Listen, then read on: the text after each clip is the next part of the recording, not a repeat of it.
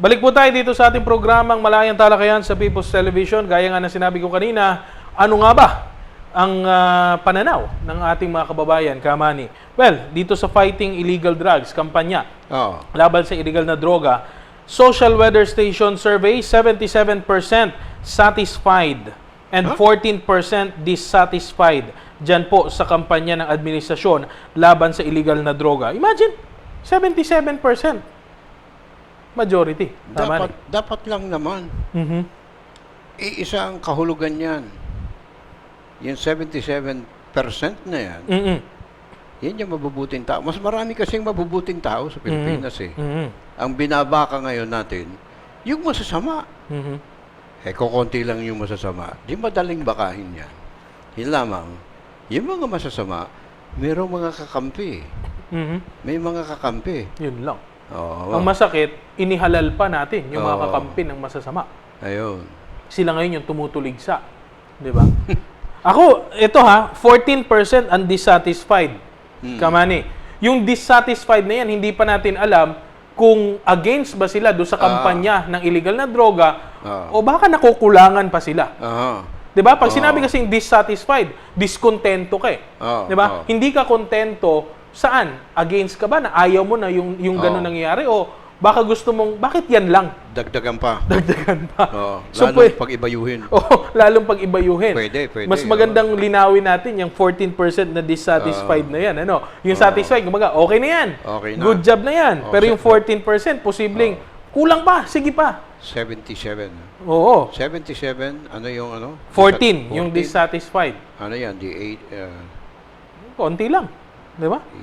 91. Merong 9% na sobra. Oo. Yun naman yung undecided. Undecided. Oo. Hindi mo rin alam yun kung payag ba yun o hindi. Oo. Nasisiyan ba o hindi. Pero undecided siya. So, ganun. Ganun ang sitwasyon. Ganun ang larawan. So, dapat doon na paghugutan ng pangangatwiran ng ating gobyerno na ipagpatuloy yung kanyang ginagawa sapagkat 77%. SWS yan. Pulse Asia, 88% of Filipinos support the Duterte administration's campaign against illegal drugs. Kaya kahit sana anong sabihin ng mga oposisyon at kahit anong klaseng rallying gawin nila riyan, isama na nila lahat ng mga gustong mag-rally sa karsada. Huwag na silang pakinggan ng presidente. Huwag yun ang pakinggan. Ituloy nyo yung inyong ginagawa sapagkat 77% nasisiyahan, satisfied sa mga nangyayari. Ito naman, itong PEW o Pew Research Center, Kamani, 78% support President Duterte's handling of illegal drugs issue. 62% say the Philippine government is making progress in its anti-drug campaign. Biro mo yan. Napakagandang pampalakas loob kay Presidente na tama pala yung kanyang mga polisiya. Simula pa, yun ang pinatutupad niya. At palagay ko, hindi maglalaon, maipagtatagumpayan. Ang totoo niyan, marami na mga bansa na may ganyang problema nakikipag-ugnayan na sa Pilipinas para alamin kung ano yung proseso natin, paano hinahandle. Anong formula? Anong formula meron? Biro mo, ang laki ng kabawasan ngayon sa mga yung mga kaakibat na epekto ng droga, like criminality. Nabawasan ng kriminalidad sa Pilipinas sapagkat kakaunti na yung mga gumagamit. Bakit kamo? Mahirap na magpasok dito ng droga sa Pilipinas ngayon. Posibleng maging mitsa ng buhay mo, yung pagpasok na illegal na droga. Hindi pwedeng ganunin na lang yan. Hindi pwede yan. Sabagat tinututukan ngayon yan. Alam kasi natin kung ano ang epekto niyan droga sa atin, lalo na sa mga kabataan. Nakakawasak talaga yan. Nakakasira ng pagkatao yan. Nakakasira yan sa kaisipan ng ating mga kabataan. Paano na lang? Yan ba yung mga kabataan nating magmamana ng ating bayan pagdating ng araw? Mga siraulo? Yan ba yung pag-asa? Yan ba? Ng ating bayan? Hindi tayo papayag yan.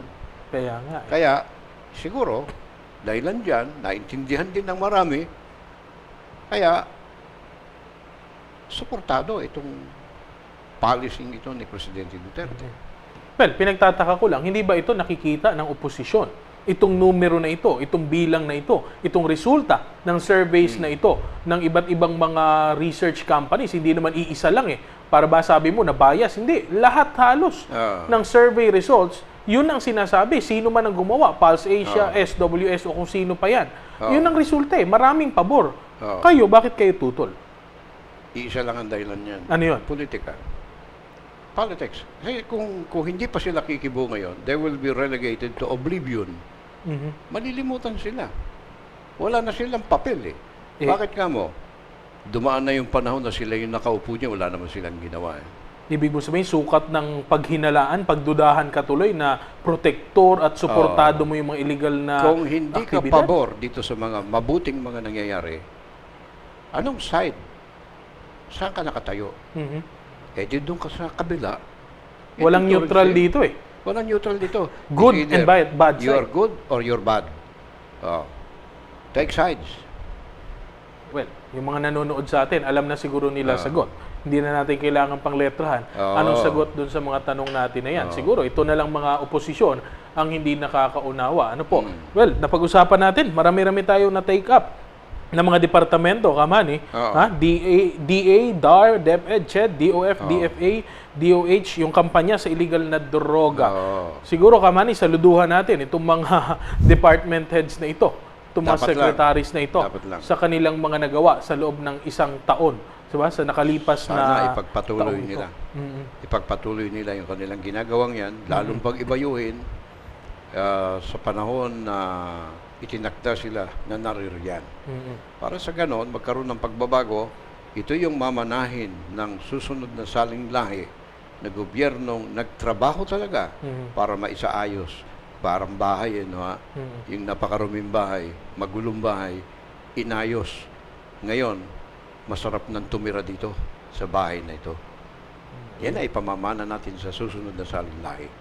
Isa rin siguro sa dapat natin i-commend ang Presidential Communications Operations Office for collecting all these details, this data, at ibigay sa ating mga kababayan, sa mga Pilipino. Ito ang dapat.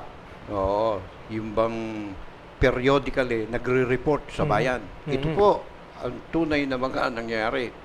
At sana naman itong ating mga kapatid sa hanap buhay, ganito rin ang gawin nila. Huwag nang siraan kung sakasakali man.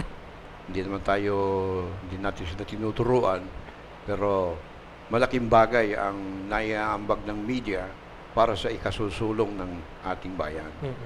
Alam mo ano tingin ko? Analysis ko sa report na ito, Kamani? Marami pa po ito. Hindi namin kayang tapusin sa isang episode. Siguro on the coming episodes, yung ibang mga departments naman, marami ito. Lahat ng departamento, meron silang report. Ang analysis ko lang dito sa mga nauna pa lang, Kamani, minaliit nito yung 6 years ng Aquino administration. Nako, na sinabi mo pa. Yung naabot umano ng nakaraang administrasyon na kalambuan, yung kaunlaran Development. sa ekonomiya, na minana lamang naman niya doon sa nakaraan, ngayon, pinatutunayan ito. Saan nanggaling ito? Bakit ganito na lamang ang pagpananaw ng mga bansa sa atin? Yung mga investors na ngayon ay nag-uunahan makarating dito sa Pilipinas at magtatag ng kanilang mga negosyo rito. Yan yung mga factors yung pinag-usapan natin. Kabilang yan sa mga factors na kanilang pinag-aralan na yung gobyerno mismo ang siyang promotor ng mga pagbabagong ito, kaya minarapat nilang, sige, pumasok na. Yung mga nakaraan, iniiwasan tayo eh. Ngayon, engganyo. Gustong-gusto nilang pumasok ito. Nag-uunahan pa para lamang mabigyan ng pagkakataong makapagnegosyo sa Pilipinas sapagkat nakita nila yung malaking pagbabago. Yan po ay bunga nitong mga pagsisikap nito na ating pinag-usapan ngayon. Wala na po tayong oras. Mauna po ako magpaalam. Luwen Riquelman po, hanggang sa susunod natin pagkikita. Hanggang sa muli po natin pagkikita mula rito sa aking studio na kinalalagyan. Siguro sa mga susunod pagkakataon, magkakasama kaming muli sa iisang studio na lamang. Goodbye for now at Happy New Year to all. Mga napapanahong usapin, masusing tatalakayin at pag-uusapan, mga matalinong pagmalangkas na mga mahahalagang issue, ating pagsaluhan. Talakayin natin